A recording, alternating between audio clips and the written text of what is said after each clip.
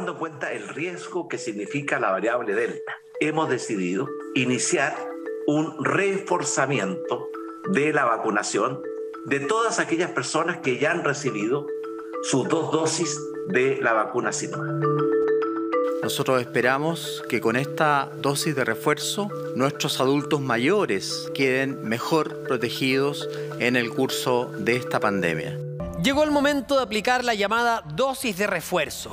Así ha sido calificada por las autoridades la tercera vacuna contra el COVID-19, que esta semana ha comenzado a ser aplicada a los adultos mayores en todo el país. Un nuevo proceso de vacunación que busca reforzar el sistema inmune, dada la evidencia científica sobre la disminución de anticuerpos de defensa al cabo de 6 meses tras una primera dosis, y también frente a la fuerte irrupción de la preocupante variante Delta. 204.000 dosis de AstraZeneca llegaron a inicios de esta semana para ser combinadas justamente con quienes cuentan con el esquema completo de Sinovac. Así, Chile ya registra más de 30 millones de vacunas ingresadas al país desde el inicio del proceso de inoculación, y esta misma semana la región metropolitana podría alcanzar a tener vacunada al 80% de su población objetiva. ¿Podrá ser esta entonces la oportunidad para evitar nuevas olas de contagio? Hay que estar atentos a los casos, considerando que la fase 4 ya es común en varias regiones y se estima que la capital también podría avanzar a ella. Por lo mismo, nuestro llamado es a vacunarse y seguir respetando las medidas de autocuidado. Solo las podremos volver a ciertos parámetros de normalidad en esta difícil convivencia con el SARS-CoV-2. Solo así lo podríamos lograr. Además, un trabajo mancomunado entre autoridades y nosotros mismos. Sean bienvenidas y bienvenidos a un nuevo capítulo de Futuro 360, como siempre, acá en CNN Chile. Con una planta en Santiago y un centro de investigación en Antofagasta, el laboratorio chino Sinovac anunció su arribo a nuestro país. Desde Chile se van a producir más de 50 millones de vacunas al año, las que van a abastecer a toda Latinoamérica. Es capaz de prevenir los contagios en un 58,49%, ayuda a evitar las hospitalizaciones en un 86,02%, reduce en un 89,69% la posibilidad de ingresar a la UCI y evita la muerte por COVID-19 en un 86,38% de los casos. Esos son los últimos resultados de efectividad de la vacuna CoronaVac en Chile, la de mayor alcance en el país y la que dentro de poco se comenzará a manufacturar en nuestro territorio. Que Chile anuncia la vuelta a la producción nacional de vacunas. Esta planta va a estar listo durante el primer trimestre del año 2022 y va a producir cerca de 50 millones de vacunas al año. Y desde aquí va a distribuir a nuestro país y también para el resto de América Latina. La decisión se tomó después de los 14 días de visita oficial a nuestro país de los representantes del laboratorio chino. Si bien aún no se revela la comuna donde se emplazará la planta, su inversión será cercana a los 60 millones de dólares. Pero atención, porque este no es el único plan que Sinovac tiene para nuestro país. La instalación de Sinovac y sus investigadores, no solamente del laboratorio Sinovac, sino también de universidades chinas en este centro de innovación. A 28 kilómetros al norte de Antofagasta, aquí, en más de 20.000 kilómetros cuadrados, se levantará el moderno Centro de Innovación e Investigación Científica, en el que se investigarán mejoras a la vacuna contra el COVID, pero también se trabajarán en dosis para prevenir enfermedades como la hepatitis B y la influenza. Si tuviésemos necesidad de hacer una vacuna con formulación de variantes que son específicas de nuestro país, podría ser ese lugar en que se genere la primera versión de esa vacuna. El anuncio llega al mismo día en que el laboratorio chino asegura contar con un prototipo de vacuna frente a la temida variante Delta, la que según sus representantes ya estaría lista para ser producida. Eso mientras el propio ministro de Salud confirmó la aplicación de una dosis de refuerzo frente al coronavirus. Hay personas que por razones fisiológicas o por razones de enfermedad comienzan a mostrar una caída en su cantidad de respuesta inmunitaria, y esas personas van a ser las primeras que van a recibir esta dosis que hemos llamado dosis de refuerzo. Solo falta oficializar la fecha para el inicio de este tercer proceso de inoculación, cuando el país recibió este miércoles 281.000 nuevas dosis de Pfizer. Sin duda una excelente noticia para nuestro país. Nos vamos a ir a un pequeño corte comercial, pero al regreso vamos a conversar con Óscar Pérez, el científico latinoamericano que resolvió un misterio genético gracias a un artefacto egipcio de 2000 años de antigüedad. Quédense con nosotros, volvemos con más Futuro 360 acá en CNN Chile.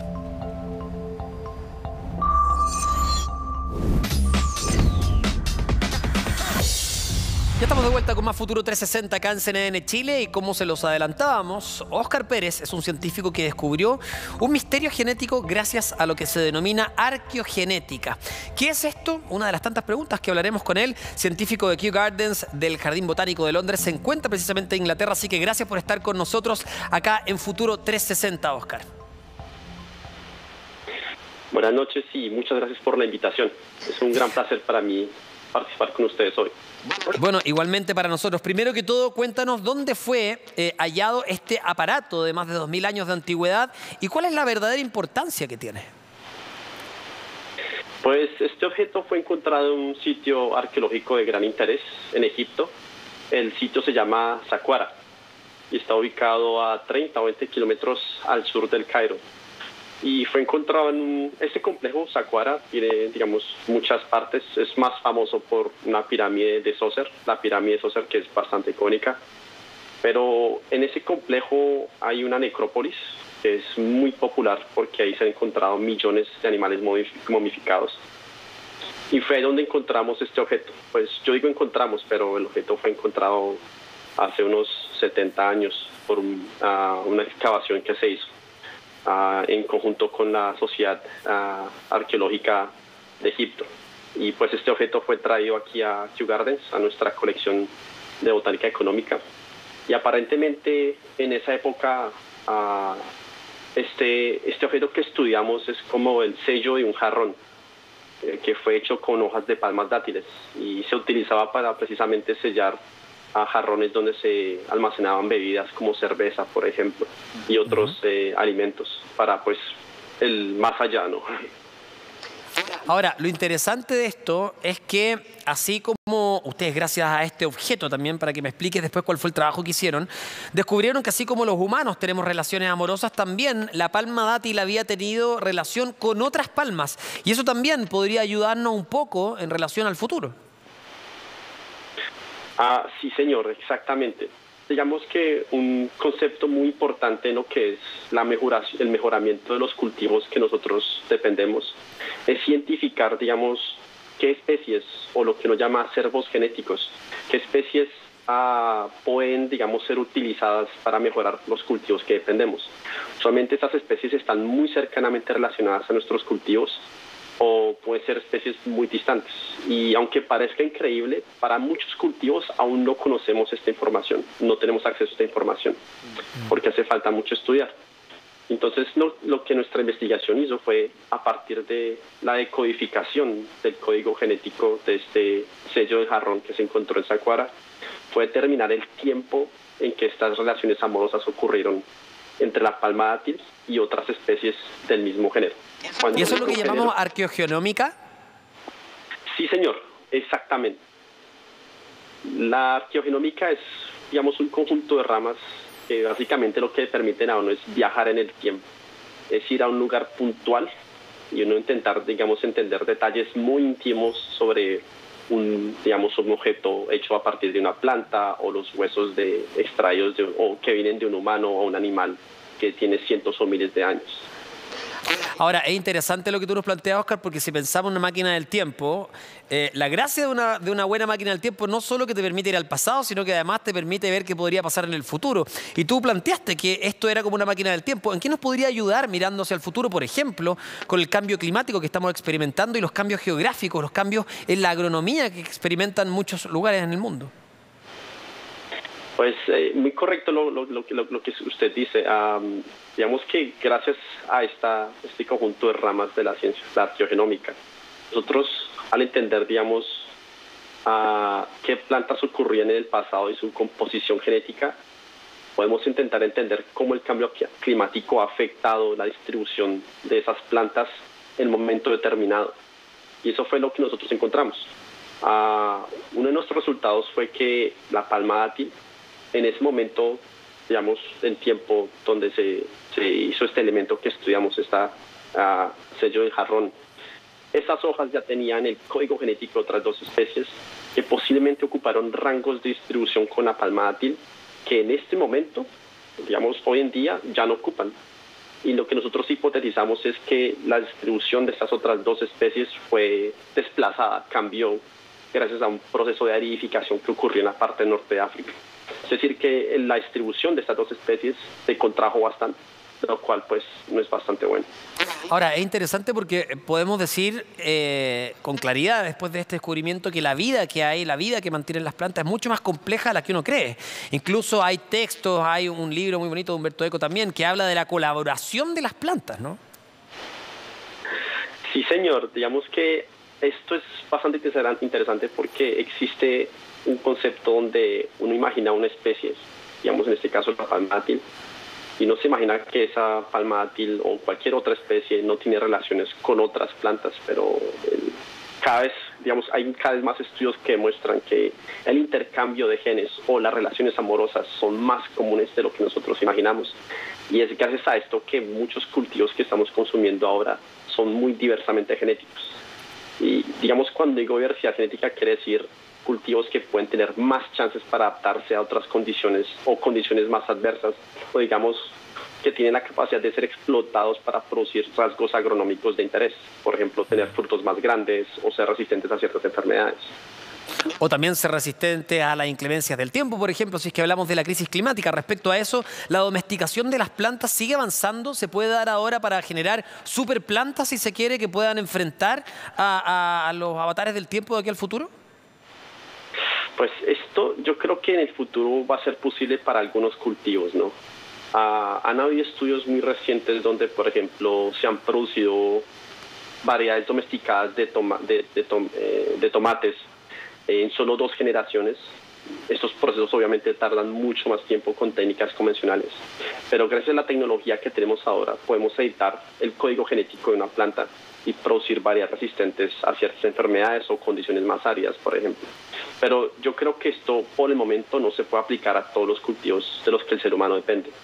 Es por eso que es tan importante entender cuáles son las especies más cercanas a los cultivos que consumimos, esos acervos genéticos, y conservarlos, que fue, digamos, un principio que nuestro estudio ayudó a encontrar básicamente.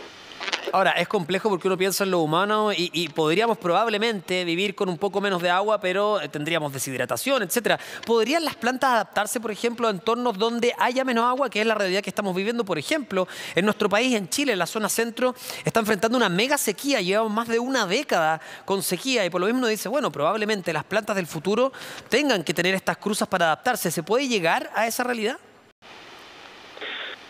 Yo diría que no es imposible, pero pues la cantidad de especies que uno lograse, digamos, con nuevas tecnologías adaptar a ambientes más áridos va a ser mucho más limitada, donde entonces, por ejemplo, la cantidad de alimentos variados o diferentes cultivos a los que tendríamos acceso sería mucho más restringida, obviamente, ¿no?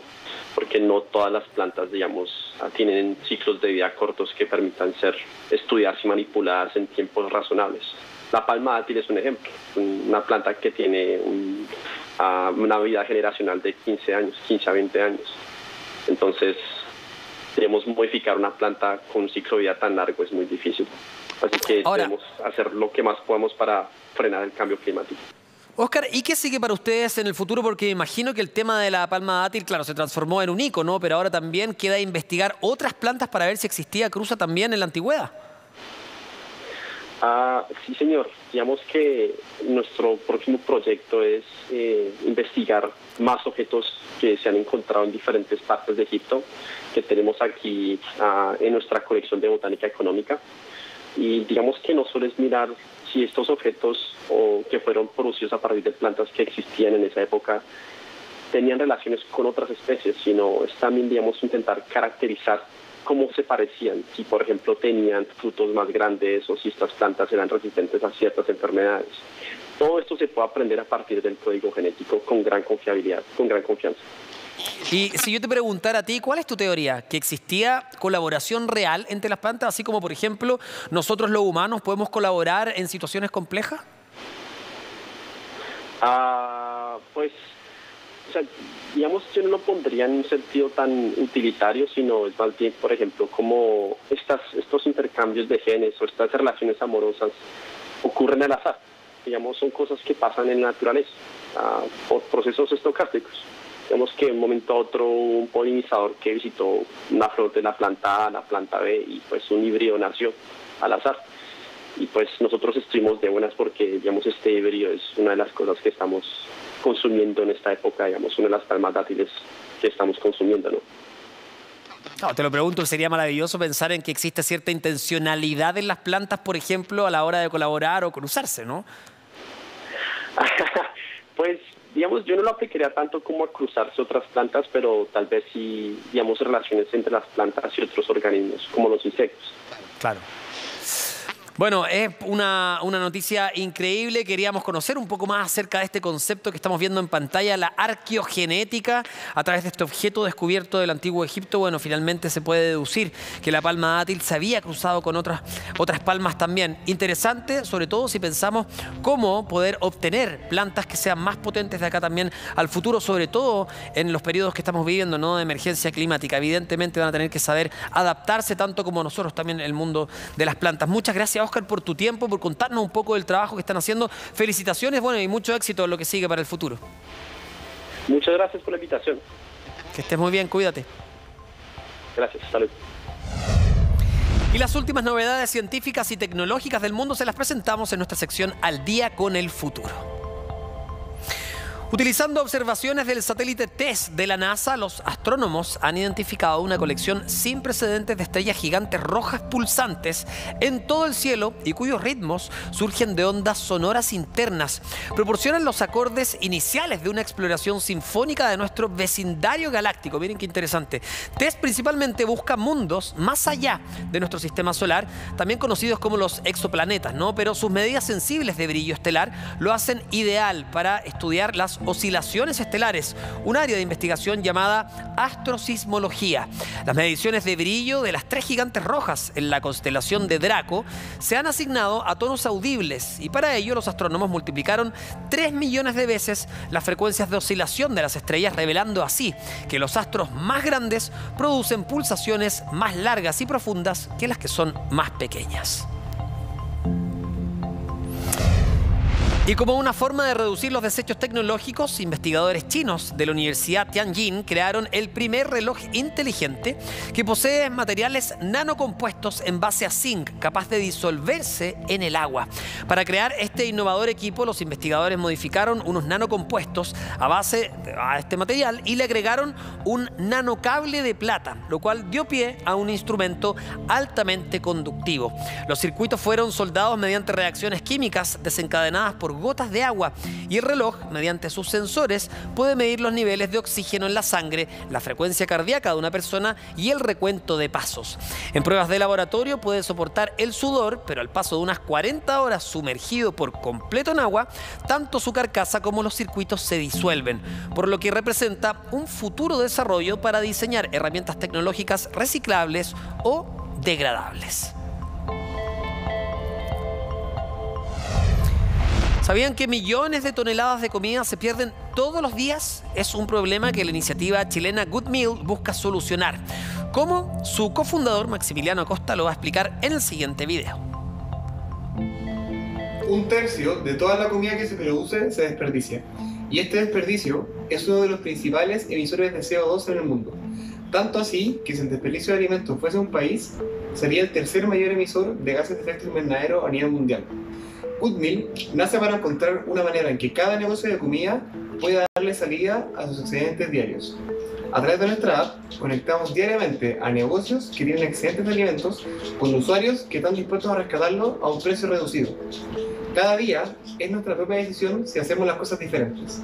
Y en ese sentido, queremos facilitar esto de una manera simple y entretenida, para crear un movimiento activo que con pequeñas acciones logre un gran impacto con la tecnología como catalizador. Nuestro valor está en conectar a las personas y a los negocios con una causa social. Y también hemos podido hacer un puente con actores de cambio como Hellmann's, de Unilever, que también se suman a esta causa de visibilizar el desperdicio de alimentos para lograr multiplicar el impacto. Esta sinergia nos ha permitido llevar el mensaje al siguiente nivel, donde actores privados también se hacen cargo de esta problemática. De esta manera estamos cerrando un nuevo capítulo de Futuro 360. Como siempre, los dejamos invitados a que visiten nuestro sitio futuro360.com, siempre con nuevas noticias, ya que también nos sigan en redes sociales para estar al día en todas las novedades científicas de Chile y el mundo entero. Sigan en la compañía de CNN Chile y nos vemos muy pronto en otro capítulo de Futuro 360. Que estén muy bien.